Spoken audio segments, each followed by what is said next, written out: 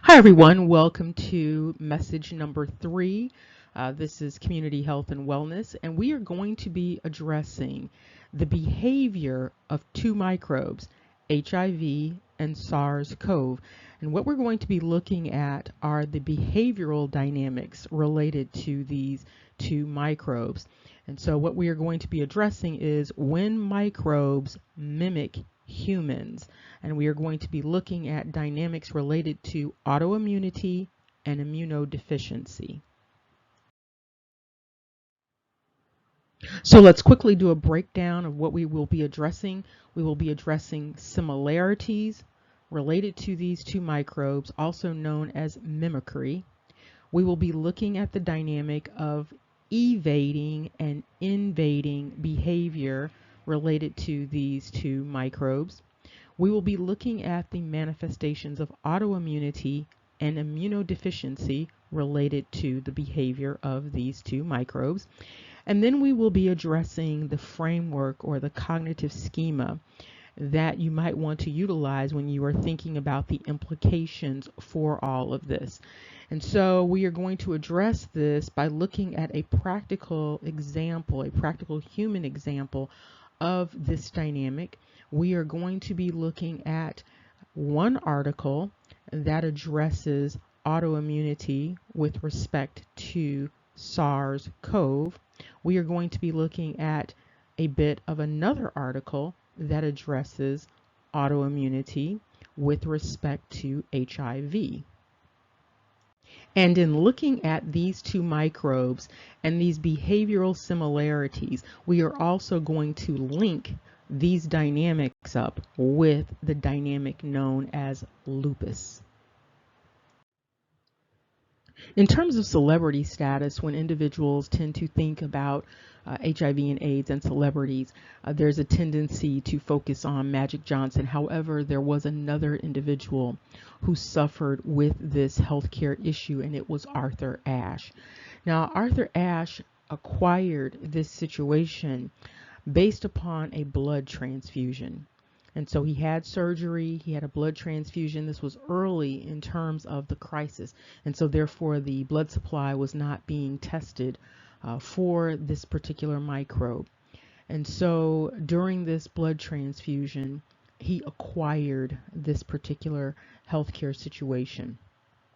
Now, at the time, there was science available to indicate that there was a relationship between this microbe and autoimmunity, but there was a framework, a schema at that time that was only focusing on the immunodeficiency, the infectious component, and then the immunodeficiency. And so many individuals did not receive the help that they could have received had this information been utilized or followed.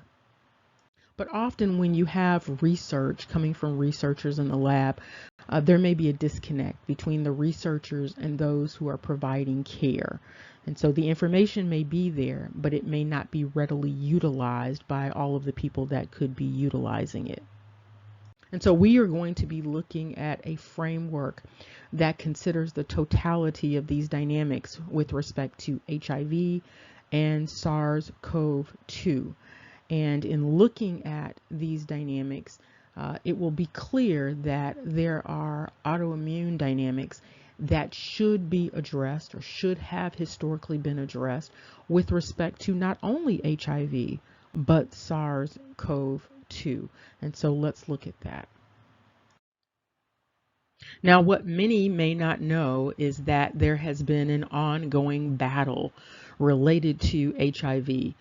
The battle has involved the extent to which the virus actually came from a non-human primate, whether the virus actually causes the immunodeficiency, whether there are cofactors at work, and also whether HIV actually triggers an autoimmune response versus the virus itself actually creating this immunodeficiency.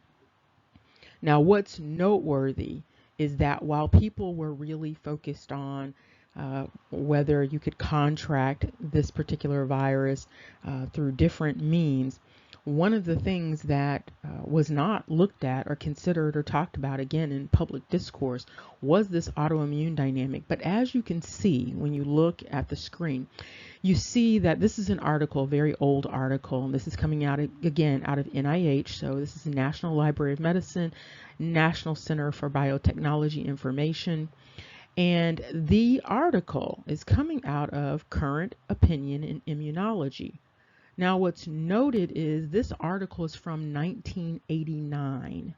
And so from the 80s, when HIV was discovered, there were already theories out there and research out there undergirding this belief that HIV was actually triggering an autoimmune response.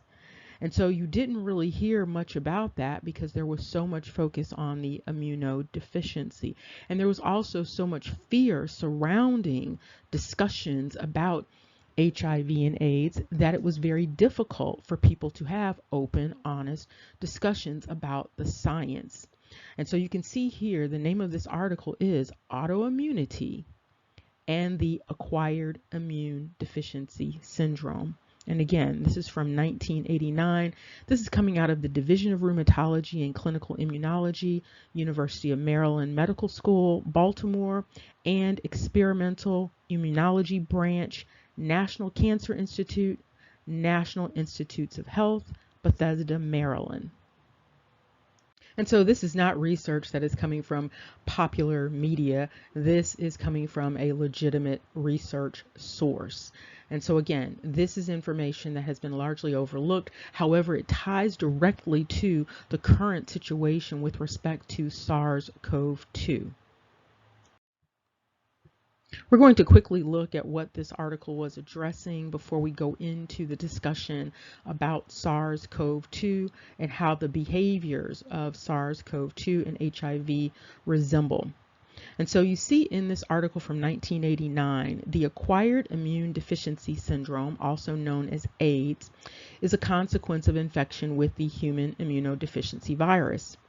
What they also noted, however, was that despite the clear-cut immunodeficiency that characterizes the late stage of HIV infection, and this is based upon that seropositivity, that positive status that we talked about in terms of nomenclature, they indicated that individuals frequently exhibited evidence of immunostimulation and in some instances autoimmune phenomena. So this was noted back in 1989, but again, this is something that has been largely ignored in terms of public discourse. And this is just to give you that quick visual so that you can distinguish between these two AIDS that are listed. And so you have HIV that is related to historically acquired immunodeficiency syndrome, AIDS. While many people may not know that there is a relationship between these two diseases, lupus and AIDS, lupus is tied to autoimmune disease syndrome, also AIDS by some researchers, but using the little s, the lowercase s at the end. And then we have this SARS-CoV-2 that came along. Now, initially, this particular disease that was related to this virus was seen as a respiratory syndrome, hence the name, the SARS name. However, as time has gone on, this disease has shown manifestations of something other than a simple respiratory dynamic. And so what has been shown, as with HIV, is that this particular microbe has been triggering autoimmune disease syndrome. And because of that hyperinflammation, this disease has also been triggering immunodeficiency for some individuals. And so you have SARS-CoV-2 that is linked not only to the dynamics that you see in HIV, but also linked to the dynamics that you see in lupus. And we are going to see in just a second how these all tie together. Now, although we are talking about HIV and SARS-CoV, both of these dynamics these microbes manifest in ways that look like lupus. So they are lupus-like in terms of their manifestations. And so with both HIV and SARS-CoV, you see autoimmune disease syndrome and you see acquired immunodeficiency syndrome. In the instance of HIV, this connection has been largely ignored in terms of public discourse. In terms of SARS-CoV, this has also been largely ignored in terms of public discourse. And so there has been a focus, instead of putting it under that autoimmune umbrella, SARS-CoV has continued to be understood as a respiratory dynamic with these anomalous autoimmune dynamics that seem to pop up.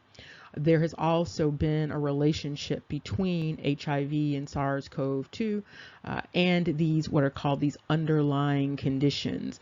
And so some of these conditions that are worsened by both of these microbes, or that have a manifestation that comes up as a result of these particular microbes. But what's important here to understand is that HIV and SARS-CoV-2 are lupus-like, and they all three have a manifestation that is related to autoimmune disease and immunodeficiency. Now, you've seen the article from 1989 related to HIV and autoimmunity, and here you see in April of 2021 another article. This article, however, is related to SARS-CoV-2, and it is entitled "The SARS-CoV-2 as an Instrumental Trigger of Autoimmunity." This is, in fact, in the journal known as Autoimmunity Reviews. Again, this is coming from the National Center for Biotechnology Information in terms of publication here. And you also see that it is listed in the Public Health Emergency Collection, National Institutes of Health. And so, yes, this is a legitimate article. You also see the researcher Schoenfeld, who is an expert in this particular area. So we are going to quickly look at what the findings are and what the assertions are about SARS-CoV-2 as an instrumental trigger of autoimmunity. These researchers come out and say that cumulative evidence is implicating SARS-CoV-2 in terms of inducing hyperstimulation of the immune system. And so you have this multiple autoantibodies at work with respect to this particular microbe. And this microbe can also trigger pre-existing autoimmune dynamics. And so these autoimmune responses result in this virus inducing this hyperstimulation. And part of this is related to this particular microbe resembling parts of the human being. Not only do you see this with this microbe, you also see this with HIV. And so here you have these two microbes that mimic or resemble part of the human being, part of the human anatomy, part of the human biology. And so therefore the human body ends up being tricked by this similarity, and then this results in a cascade of dynamics leading to these disease states. And this is just a list of some of the autoimmune diseases that the researchers have looked at.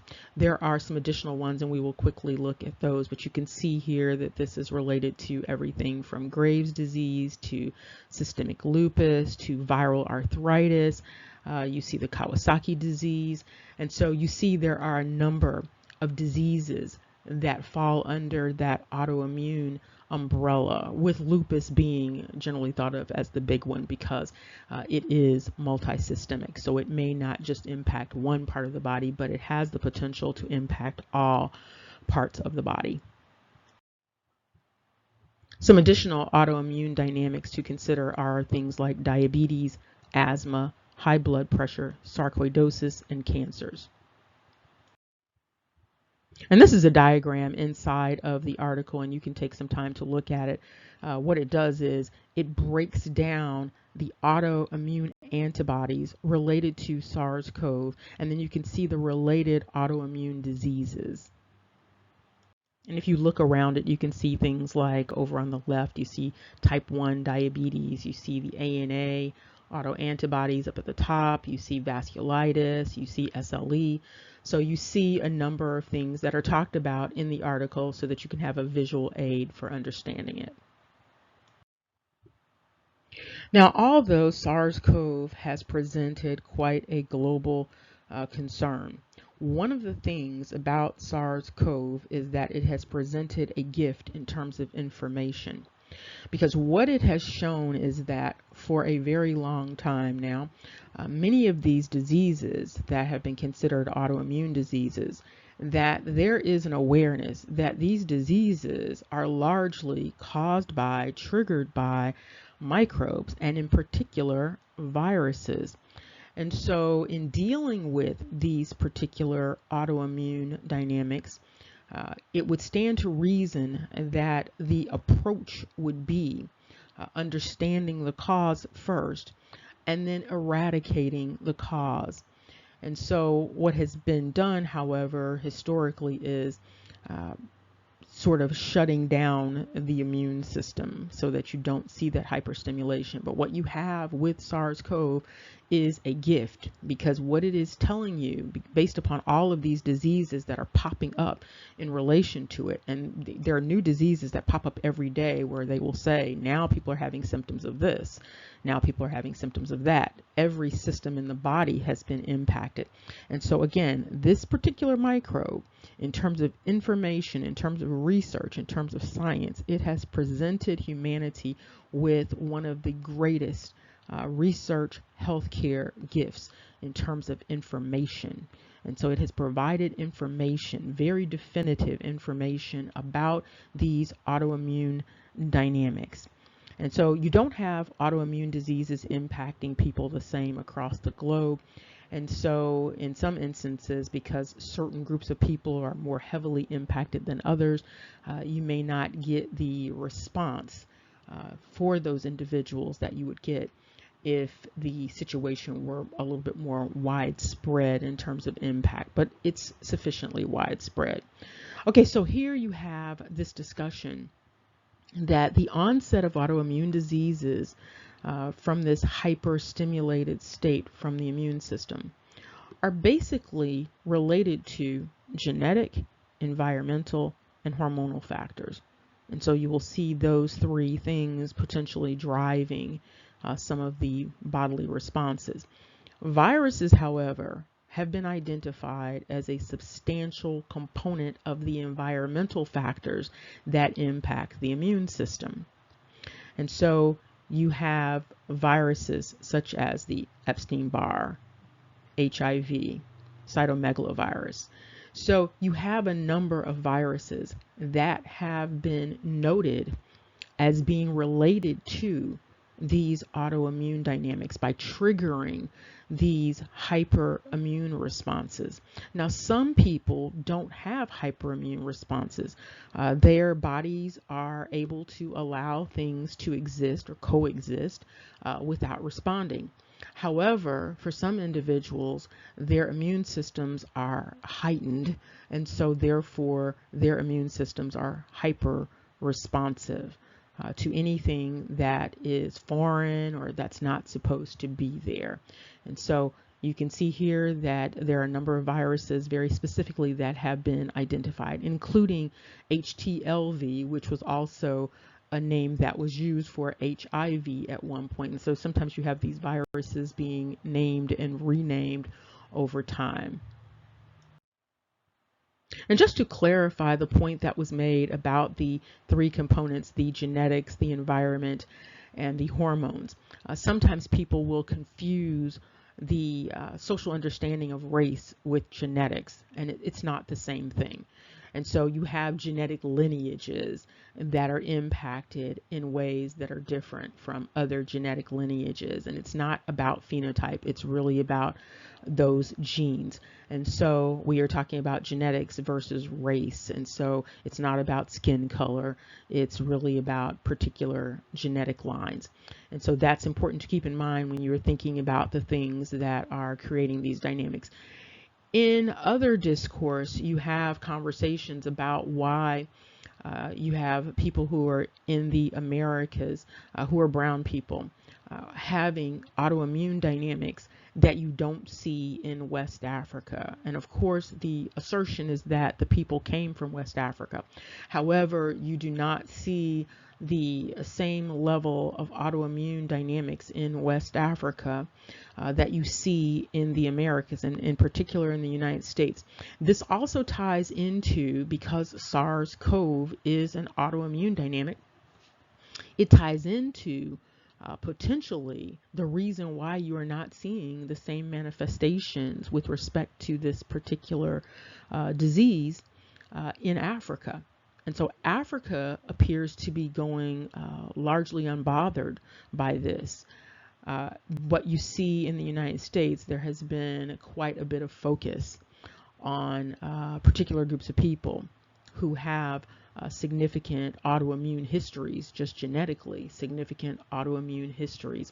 And so that should not be overlooked in addressing what is going on. So that again goes back to the genetics versus this simple belief in race tied to phenotype or skin color, or histories that may not be certain. And helpfully, this particular article on SARS-CoV-2 and autoimmunity indicates very clearly that the autoimmune influence of these viruses, it's not atypical, it's common. They've known about it for quite a while. And they indicate that many other viruses are also associated with this autoimmune disease syndrome. And they indicate that there is this combination of being genetically predisposed and then this hyperstimulated state serving to trigger these autoimmune dynamics.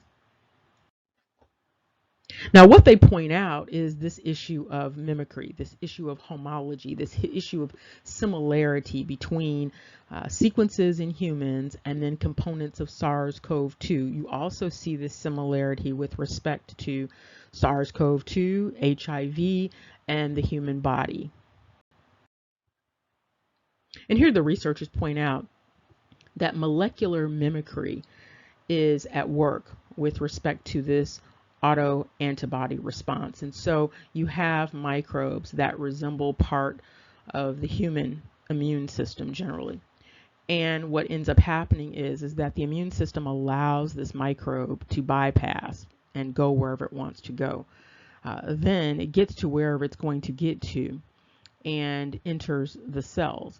When it enters the cells, the body then reacts to it. In this case, this particular microbe is considered an enveloped one. So it has on like a little coat.